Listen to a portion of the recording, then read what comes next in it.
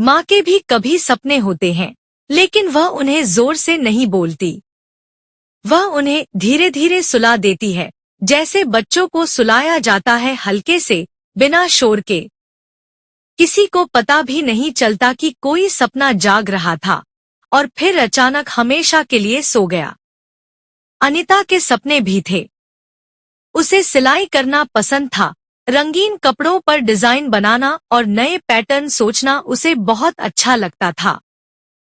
शादी के बाद भी उसने अपने सपनों को पूरी तरह छोड़ा नहीं था।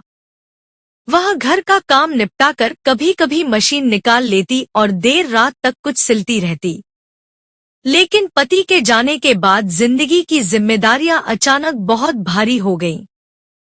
बेटा रोहन तब छोटा था। अनीता ने उसी दिन तय कर लिया कि अब उसके सपनों की बारी नहीं आएगी। उसने सिलाई मशीन को अलमारी में रख दिया। कहा कि अभी समय नहीं है। यह अभी सालों तक चलता रहा। रोहन स्कूल गया, फिर कॉलेज। अनीता हर सुबह जल्दी उठती, नाश्ता बनाती, टिफिन पैक करती और बेटे को पढ़ने भेज देती। वह हर दिन खुद से कहती कि एक दिन फिर सिलाई शुरू करेगी, लेकिन हर दिन कोई न कोई वजह मिल जाती, कभी थकान, कभी पैसे की चिंता, कभी बेटे का भविष्य। रोहन पढ़ाई में अच्छा था। अनीता को उसी पर गर्व था। जब शहर में नौकरी का मौका मिला, तो उसने बिना सोचे बेटे को भेज दिया। जाते समय रोहन ने कहा कि माँ, अब आप आराम करना।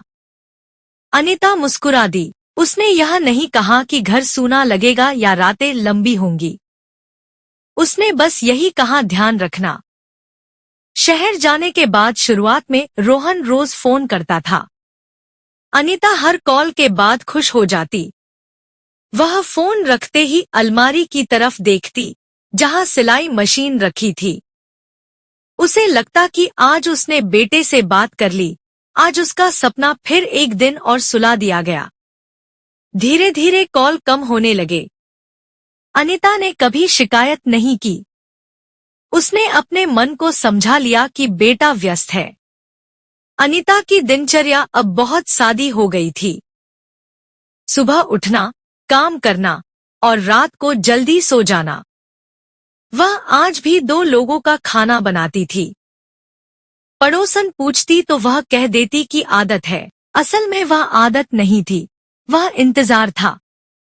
इंतजार इस बात का कि शायद एक दिन उसे भी अपने लिए जीने का मौका मिले। उम्र के साथ अनीता का शरीर जवाब देने लगा था। आंखों की रोशनी कम होने लगी, हाथों में दर्द रहने लगा। डॉक्टर ने दवा दी और आराम की सलाह दी। अनीता ने दवा तो ली, लेकिन आराम नहीं किया। उसे लगता था कि अगर वह रुकी, तो जिंदगी रुक जाएगी। उसने बेटे को कुछ नहीं बताया। माँ का दर्द और माँ के सपने दोनों बच्चों से छुपाए जाते हैं। एक दिन अनीता ने अलमारी खोली। सिलाई मशीन पर धूल जम गई थी। उसने कपड़े से धूल साफ की और मशीन को देखा। उसे लगा जैसे उसके सपने उससे सवाल कर रहे हों, अब कब? अनीता ने मशीन को फिर से ढक दिया। उसने खुद से कहा कि अभी नहीं।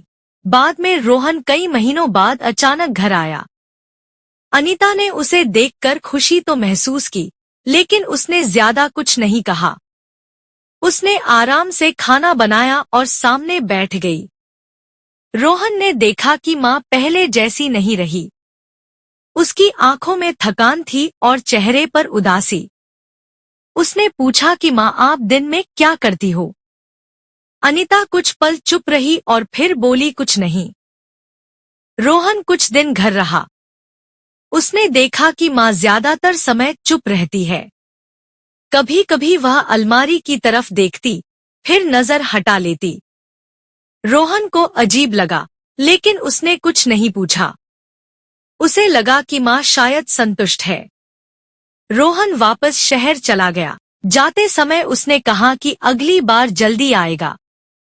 अनीता ने सिर हिलाया।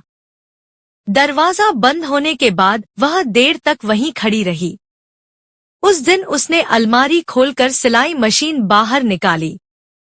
उसने धागा डाला, कपड़ा रखा, लेकिन मशीन चलाने से पहले ही उसके हाथ कांपने लगे। उसने मशीन बंद कर दी। सपने इतने साल सो चुके थे कि जागने से डरने लगे थे। दिन बीतते गए। अनीता की तबीयत और बिगड़ने लगी। अब दर्द साफ महसूस होने लगा था। एक रात उसे तेज सीने में दर्द उठा। सांस लेना मुश्किल हो गया। उसने किसी को फोन नहीं किया। उसे लगा कि सुबह तक ठीक हो जाएगी। मां होने की आदत उसे तकलीफ में भी चुप रहना सिखा चुकी थी। सुबह पड़ोसन आई तो अनीता की हालत देखकर घबरा गई। उसे अस्पताल ले जाया गया। डॉक्टर ने कहा कि हालत गंभीर है और बेटे को बुलाना चाहिए। अनीता ने बहुत धीमी आवाज में कहा, रोहन को परेशान मत करना। डॉक्टर और नर्स एक दूसरे की तरफ देखने लगे। इस बार चुप रहना सही नहीं था। रोहन को फोन किया गया। शहर में फोन बजा तो वह मीटिंग में था। कॉल मिस हो गई। थोड़ी देर बाद फिर फोन आया। इस बार आवाज में घबराहट थी। रोहन सब समझ गया। वह उसी वक्त घर के लिए निकल पड़ा। जब रोहन पहुंचा तो अनीता अस्पताल के बिस्तर पर लेटी थी। उसकी आंखें बंद थीं, लेकिन चेहरे पर वही पुरानी शांति थी।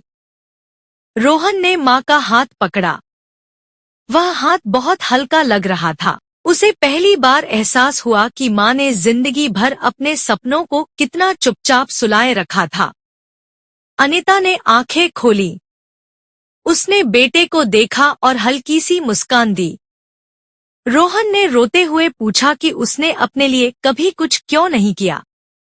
अनीता ने बहुत धीमी आवाज में कहा, मां के सपने बच्चों के बाद आते हैं। यही उसकी सबसे बड़ी भूल थी। डॉक्टर ने बाहर बुलाकर रोहन को बताया कि अगर अनीता ने पहले अपनी सेहत और अपने मन का ख्याल रखा होता तो हालात इतने नहीं बिगड़ते। यह बात रोहन के दिल में उतर गई। वह वापस मां के पास गया और कहा कि अब वह कहीं नहीं जाएगा। अनीता के चेहरे पर सुकून आ गया। शायद वह यही सुनना चाहती थी। कुछ देर बाद अनीता की सांसें धीमी होने लगी। रोहन उसका हाथ पकड़े बैठा रहा। उसी खामोशी में अनीता चली गई। उसने अपने सपने जिंदगी भर सुलाए रखा और बेटा समय पर जगा नहीं पाया। मां के जाने के बाद रोहन घर लौटा। उसने अलमारी खोली। सिलाई मशीन वहीं रखी थी। उसने मशीन बाहर निकाली और पास बैठ गया। उसे समझ आ गया कि मां के सपने कभी खत्म नहीं होते, वे बस किसी और के हाथों में चले जाते हैं। अब रोहन हर महीने उस मशीन से कुछ न कुछ बनवाता है और किसी जरूरतमंद को दे देता है। उसे लगता है कि शायद इस तरह मां के सपने थोड़ी देर के लिए जाग जाते होंगे। मां ने अपने सपने चुपचाप सुला दिए और बेटा बहुत देर से समझ पाया कि मां के सपने भी उतने ही जिंदा होते हैं। दोस्तों, उम्मीद करता हूँ आपको हमारी कहानी पसंद आई होगी। कहानी पसंद आई हो तो वीडियो को लाइक करें, चैनल को सब्सक्राइब करें और हाँ, नोटिफिकेशन बेल को जरूर दबाएं ताकि अगली आने वाली सभी वीडियो सबसे पहले आपको मिले।